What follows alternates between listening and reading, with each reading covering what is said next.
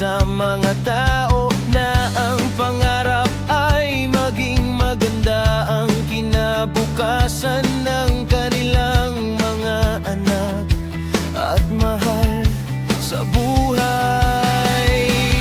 Kahit napakahirap na trabaho na maring maging kapalit man ang buhay mo,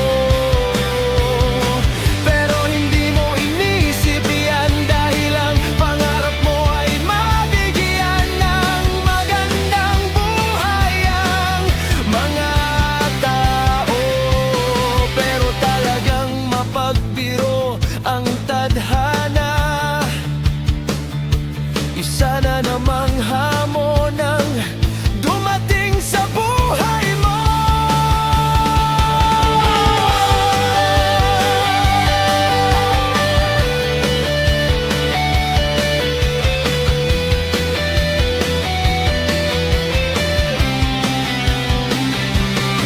Nanawagan sila na maglingkod ka sa buong Pilipinas at hindi mo sila binigo.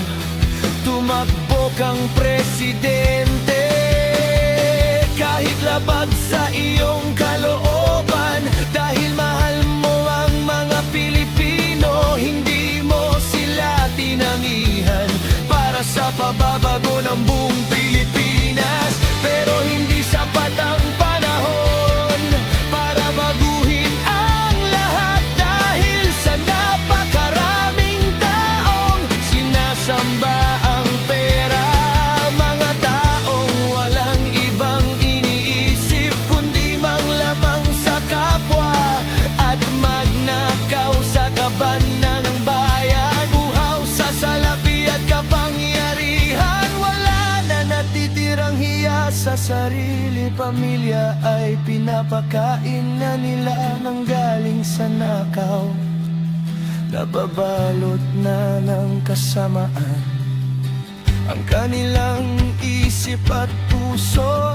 Tinulungan mo sila at sila papala ang